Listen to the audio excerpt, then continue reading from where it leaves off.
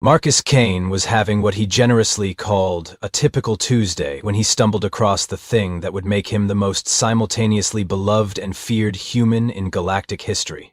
And by typical Tuesday, I mean he was elbow deep in the guts of a derelict space station, looking for anything worth more than the fuel it took to get there. "Oscar, remind me again why we're crawling through a station that's been dead for 3 cycles?" Marcus grunted, wrestling with a particularly stubborn power coupling.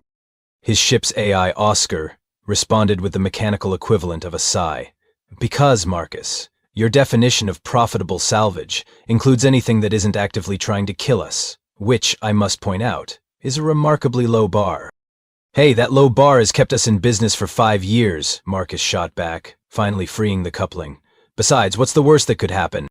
Now, any sentient being with half a brain knows that asking, "What's the worst that could happen?" is basically sending an engraved invitation to the universe to show you exactly what fresh hell it's been cooking up. But Marcus was human, which meant he operated on a level of optimism that bordered on clinical delusion. That's when he heard it. A sound that made every survival instinct in his body scream, "Run now! Ask questions while running faster!" It was a whimper. Soft, pitiful, and coming from something that should not, under any circumstances, be making cute noises. Marcus followed the sound to a maintenance bay where he found what appeared to be a small furry ball of misery. Except this wasn't just any small furry ball of misery, this was a Vorthak cub. Let me explain something about Vortax for those of you who've been living under a rock on a dead planet in an abandoned star system. Vortax are what happens when evolution decides that regular apex predators are for amateurs. They're 8 feet tall when fully grown, have claws that can slice through battle armor like tissue paper, and possess a hunting instinct so refined that most species consider them a natural disaster with teeth. Finding a baby Vorthak should have been Marcus's cue to set a new personal record in the 100-meter sprint. Instead, he knelt down and looked at the tiny creature. "Well, hello there, little guy," he said softly. "Marcus, no!" Oscar's voice crackled through his comm with the urgency of someone watching a friend pet a nuclear bomb. "That is a Vorthak cub, baby, apex, predator. The key word here being predator." But Marcus was already reaching out, and the cub looked up at him with eyes that were far too large for its face. It made another pitiful sound, and Marcus felt his heart do that thing it always did when confronted with something small and helpless. "It's hurt, Oscar. Look at it. It's just a baby." "It's a baby that will grow up to hunt starships for sport," Oscar replied. "This is exactly how horror movies start, Marcus. Concerned human finds abandoned creature, creature grows up, creature eats concerned human and everyone he's ever met." Marcus gently scooped up the cub, which immediately curled into his arms like it belonged there. "Yeah, well, that's a problem for future Marcus. Present Marcus just found a baby that needs help." And that, ladies and gentlemen, is how Marcus Kane became the first human in galactic history to adopt a Vorthak. The fact that he lived to tell about it is still considered a minor miracle by xenobiologists across the galaxy. Now, if you're thinking that caring for a baby apex predator might require some specialized knowledge, extensive research, or at least a basic understanding of xenobiology, then you clearly don't understand how humans operate. Marcus's approach to raising a Vorthak cub was essentially the same as raising any other pet, except with significantly more potential for dismemberment. "Oscar, do we have any milk substitute in the stores?" Marcus asked, cradling the cub as it made those heartbreaking little noises that somehow bypassed every logical brain function. "We have emergency protein gel that tastes like recycled despair," Oscar replied. "But Marcus, I feel compelled to point out that you're trying to feed a creature whose natural diet consists of things that scream when eaten." "It's a baby, Oscar. Babies drink milk. Basic biology." Marcus was already mixing the protein gel with water, creating a concoction that looked like it belonged in a hazmat container. The cub took to the makeshift formula like it was ambrosia. Within hours it had perked up considerably, and Marcus had already committed the first of many acts that would later be studied by xenopsychologists as humans and their inexplicable ability to befriend anything with a face. He named it Buttons. "Buttons?" Oscar's voice had reached new heights of electronic exasperation. "You named an apex predator Buttons?" "Look at its little nose," Marcus said, gently booping the aforementioned nose. "It's like a little black button, hence Buttons." "Marcus, that little black button is a scent receptor, capable of tracking prey across 3 star systems. You're essentially cooing at biological warfare."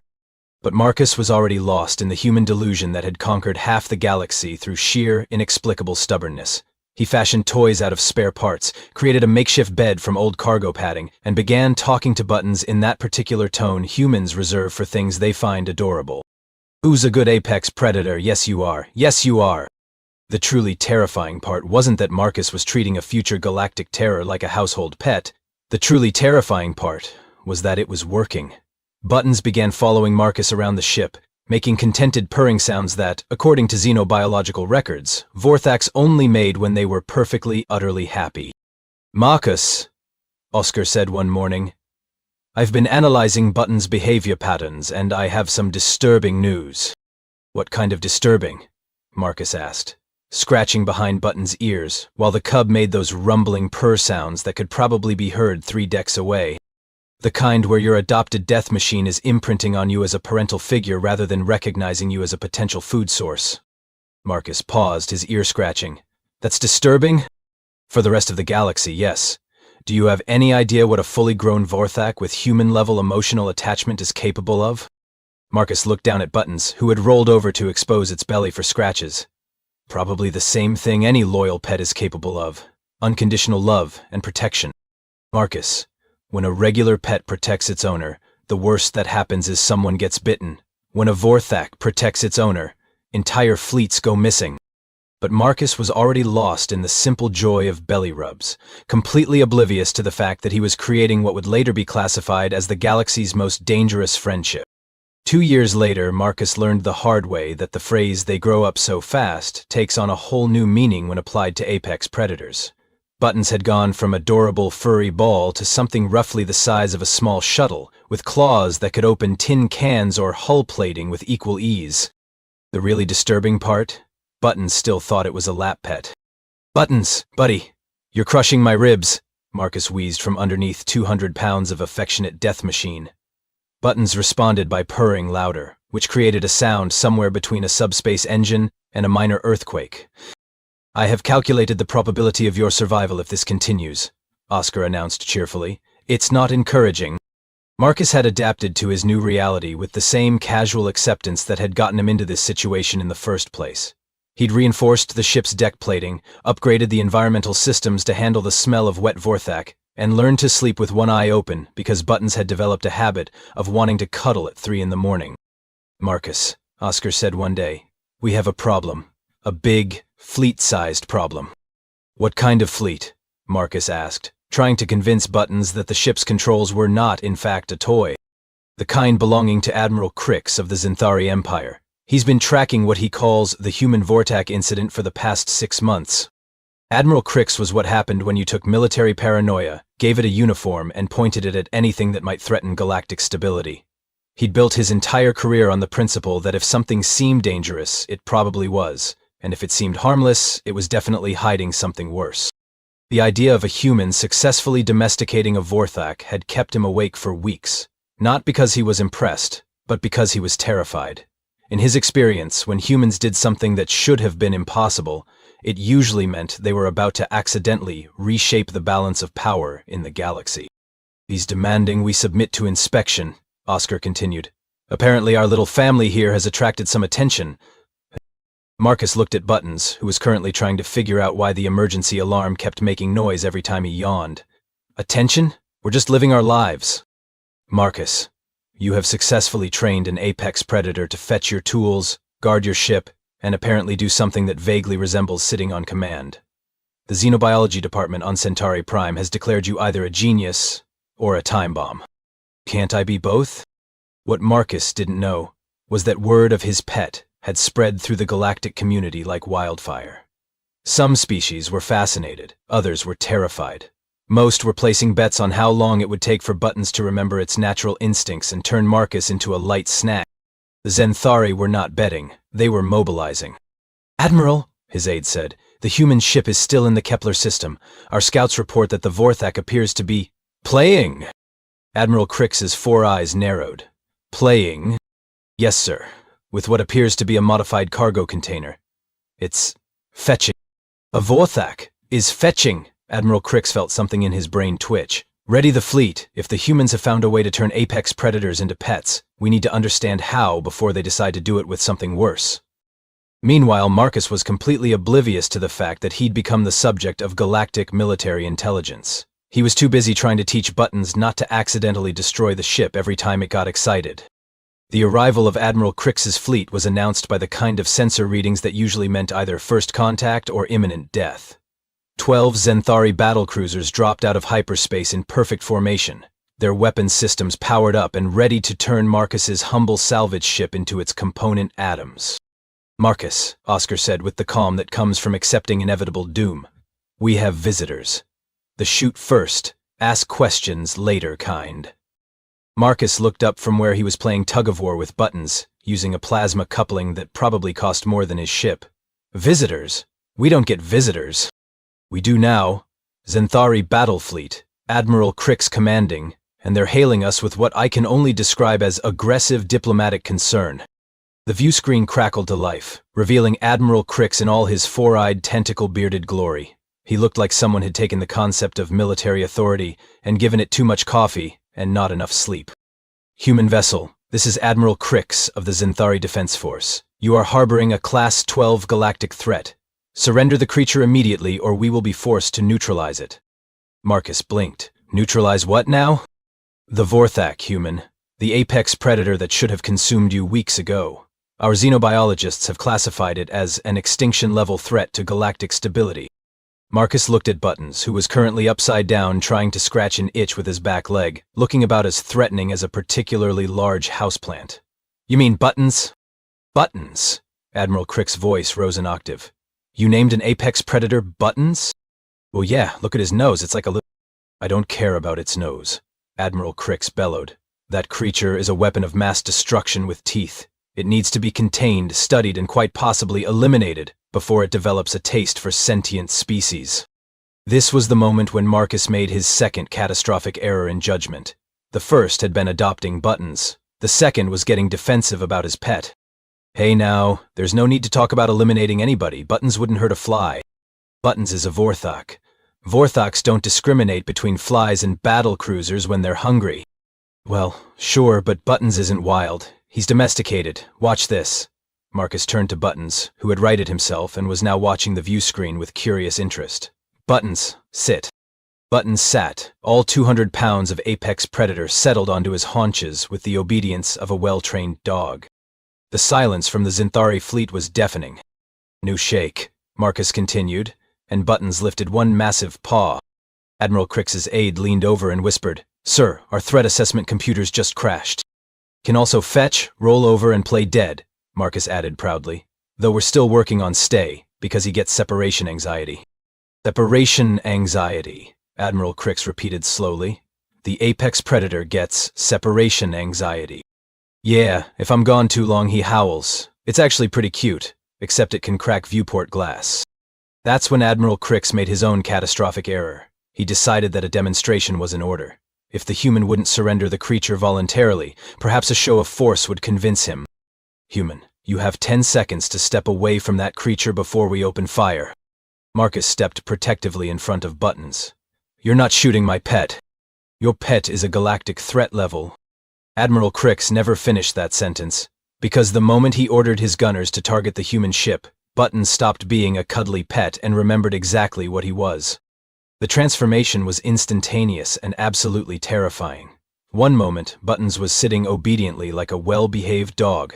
The next, he was every inch the apex predator his species was designed to be. He rose to his full height, his fur standing on end, and released a roar that made the ship's hull vibrate. But here's the thing that made Admiral Crix's blood run cold. Buttons wasn't roaring at Marcus. He was roaring at the fleet that had just threatened his human. "Oh," Marcus said, suddenly understanding. "Oh, you guys really shouldn't have done that." What happened next entered military history as the Buttons incident, though most official records just listed as inexplicable tactical failure. Buttons didn't attack the fleet directly. He didn't have to. He simply positioned himself between Marcus and the Zenthari ships, and somehow every targeting system on every ship in the fleet simultaneously malfunctioned. Later analysis would suggest that Buttons had somehow learned to emit a low-frequency pulse that interfered with Zenthari electronics. But Marcus had a simpler explanation. Buttons was protecting his pack, and Buttons was very, very good at his job. "Admiral," Marcus said conversationally, "I think we need to talk." What followed was the most awkward diplomatic meeting in galactic history.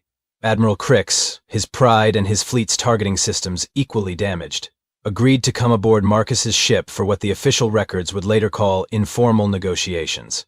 In reality, it was one confused human explaining pet ownership to a military leader whose entire worldview had just been drop-kicked into next week.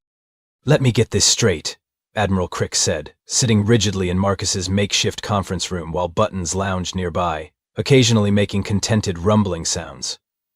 "You found an abandoned Vorthak cub and decided to adopt it."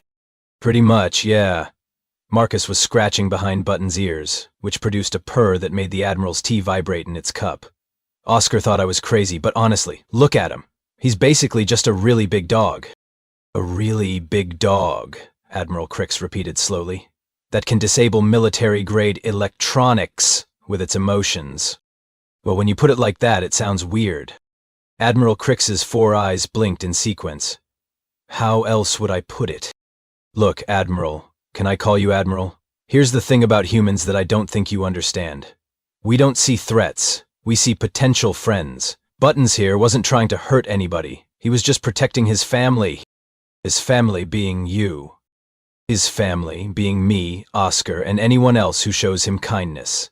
It's not complicated. You treat someone with respect and care, they return it. Universal law." Admiral Crix leaned forward. "Universal law? Human, I have studied 17 different species of apex predators. None of them respond to kindness. They respond to strength, fear, and the biological imperative to survive." Marcus shrugged. "Maybe you weren't being kind enough." This was the moment when Admiral Crix realized he was dealing with something far more dangerous than an apex predator. He was dealing with human logic, which operated on principles that made sense only to humans and somehow worked anyway. "You're telling me," the Admiral said carefully, "that your entire approach to domesticating a galactic threat was being nice to it? I fed him, gave him toys, talked to him, played with him, basic stuff. Turns out most living things respond well to not being treated like monsters. But he is a monster. Vorthaks are bred killers. They're living weapons. Buttons isn't a weapon. He's a person, a furry, slightly oversized person who happens to be really good at protecting the people he cares about." Admiral Crix felt something in his brain break a little. "You consider it a person?" "Of course he's a person. He has feelings, preferences, a personality. He likes his belly rubbed, he hates vacuum cleaners, and he gets excited when I come home. That's not a weapon, that's a friend. A friend who can apparently neutralize military fleets." Marcus looked thoughtful. "You know, I've been wondering about that. Oscar, show the Admiral the surveillance footage from the Kepler station incident." The view screen flickered to life, showing grainy security footage of what appeared to be a pirate raid on a civilian outpost. The timestamp showed it was from 3 weeks ago. "This is a Rigelian pirate attack on a mining station," Marcus explained. 12 families lived there. Watch what happens at timestamp 1432. The footage showed the pirates advancing on the station's main habitat when suddenly something massive and furry erupted from the shadows. The pirates barely had time to scream before Buttons was among them, moving with a speed and precision that made Admiral Crix's blood run cold. But he wasn't killing them. He was systematically destroying their weapons, their ships, their equipment, while carefully avoiding lethal force. "He's been doing this for months," Marcus continued. "Whenever we dock somewhere, he disappears for a few hours. I thought he was just exploring. Turns out, he's been protecting human settlements from actual threats." Admiral Crix stared at the screen. "How did you know to look for this?" "I didn't. The miner sent me a thank you message, said a guardian angel had saved them from pirates. Description matched Buttons, so I pulled the security footage." "You're telling me that your pet has been conducting freelance security operations across 3 sectors. "I'm telling you that my friend has been protecting people who needed protecting, without being asked, without expecting payment, just because it was the right thing to do." The Admiral was quiet for a long moment. "And you think this is because you were kind to him?" "I think it's because kindness is contagious. You show someone that the universe doesn't have to be a cold, hostile place, and they start making it warmer for everyone else." Admiral Crix looked at Buttons, who was now playfully batting at a spare power coupling like it was a cat toy. "This is impossible. Apex predators don't develop altruistic behavior patterns." Maybe they do when someone shows them there's another way to live. You're suggesting that the solution to galactic violence is adoption? Marcus grinned. I'm suggesting that the solution to galactic violence is treating people like people instead of treating them like the worst thing they could possibly be. Admiral Crick stood up slowly. Human, do you have any idea what you've done? Made a friend. You've proven that the most dangerous species in the galaxy can be turned into protectors through nothing more than basic decency. Do you understand what that means? Marcus looked thoughtful. That maybe we should try being decent to more species? Torture means human. That everything we thought we knew about power, about control, about survival might be wrong. And if you're right, if kindness really is that powerful, then maybe the galaxy doesn't have to be as scary as we thought it was. Admiral Crix looked at Buttons one more time, then at Marcus. I need to make some calls. 5 years later, the story of Marcus Kane and Buttons had become the kind of legend that parents told their children when they wanted to explain why being kind to others mattered. Except in this case, the legend was absolutely true, which made it both more inspiring and significantly more terrifying. The official galactic records listed it as the Kane Protocol, a diplomatic approach based on the radical concept of treating potentially hostile species as individuals rather than threats. The unofficial records called it, "That time a human accidentally solved galactic politics with a pet." Marcus, of course, remained blissfully unaware of his legendary status. He was too busy dealing with the consequences of his fame, which included a steady stream of visitors, researchers, and what he generously called well-meaning idiots. "Oscar," Marcus said, watching through the viewport as another research vessel approached their position. "Is that the xenobiology team from Andromeda University?" "That's the third one this week," Oscar replied. "They want to study your domestication techniques. I believe their exact words were revolutionary interspecies bonding methodologies. I fed him and was nice to him. That's not a methodology, that's just not being a jerk." But the galaxy had latched onto Marcus's success with the desperation of species who had spent centuries assuming that violence was the only universal language. The results were mixed. Dr. Vexani of the Crystalline Collective had attempted to recreate Marcus's approach with a pack of shadowhounds from the Vega system. The shadowhounds had indeed bonded with him, but only after consuming his research team and declaring him their new pack leader. Dr. Vexani now ruled a small moon as a benevolent dictator, which wasn't quite what he'd intended, but was apparently working out well for everyone involved. The Regelian Commerce Guild had tried to apply the Kane Protocol to their ongoing dispute with the Asteroid Miners Union. The miners had been so touched by this unprecedented display of corporate kindness that they'd given up their strike and returned to work. The guild was still trying to figure out what to do with all the goodwill, having never encountered it before. Most spectacularly, the Zenthari military had attempted to domesticate a void kraken using Marcus's techniques. The operation had lasted exactly 17 minutes before the Kraken had adopted the entire research station, declared itself their protective deity, and begun offering unsolicited life advice to anyone who would listen. "The problem," Marcus explained to yet another delegation of concerned officials, "is that you're treating kindness like a weapon. It's not a tactic. It's just how you should treat people." Ambassador Cleeth of the Galactic Council fluttered her wings nervously. "But surely there must be some systematic approach, some reproducible methodology." "Be nice to people," Marcus interrupted. "That's the methodology. If someone's hungry, feed them. If they're scared, comfort them. If they're lonely, spend time with them. It's not complicated." "But what about security protocols? Risk assessments?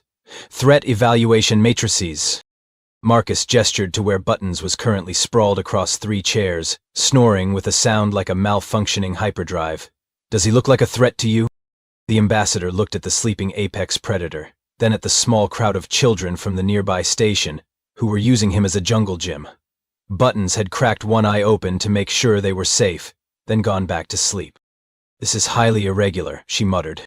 "Yeah, well, regular wasn't working out so great for anybody." The real test of Marcus's approach came when the hegemony of Sorrow, a species so aggressively hostile that they'd been banned from most of the galaxy, sent an envoy to meet with him. The envoy, a being called Draktor the Merciless, had expected to find a human weapon master who had bent an apex predator to his will. Instead, he found Marcus teaching Buttons to play fetch with a cargo container. "This is the human weapon master?" Draktor asked, his voice dripping with disdain. "I'm not a weapon master," Marcus replied, scratching behind Button's ears. I'm a salvage operator with a pet. Who are you? I am Draktor the Merciless, Herald of... That's a really long title. Can I call you Drak? You want some coffee? You look tired. The conversation that followed would later be studied by diplomats across the galaxy as an example of how to accidentally negotiate a peace treaty while discussing beverage preferences. Draktor left 3 hours later with a thermos of Marcus's coffee, a new perspective on interspecies relations, and a standing invitation to visit anytime. 6 months later, the hegemony of sorrow renamed themselves the Collective of Constructive Discourse and opened their first diplomatic embassy in 2 centuries. But the most telling moment came when a young Zenthari cadet asked Marcus the question that had been bothering military strategists across the galaxy. Sir, what's your secret? How do you make friends with things that should want to kill you? Marcus thought about it for a moment, then smiled. I don't make friends with things that want to kill me. I make friends with people who have been told their whole lives that they are supposed to be killers. There's a difference. The cadet looked confused. But sir, how do you know they won't hurt you? I don't, but I also don't know that they will. So I choose to assume the best about people until they prove me wrong. Turns out most people live up to your expectations, whether they're good or bad. Today, Marcus, Kane, and Buttons can be found traveling the galaxy in their upgraded ship, the Optimistic Fool, responding to calls for help from species who have heard about the human who treats everyone like family. Buttons, now fully grown, serves as both protector and ambassador, proving daily that even the most dangerous creatures can choose to be gentle. The galaxy is still whispering about it. The difference is, now they're whispering with hope instead of fear. Admiral Crix, incidentally, retired from the military and now runs a very successful interspecies mediation service. His motto, emblazoned on his business cards, reads, "Try being nice first. It's cheaper than orbital bombardment."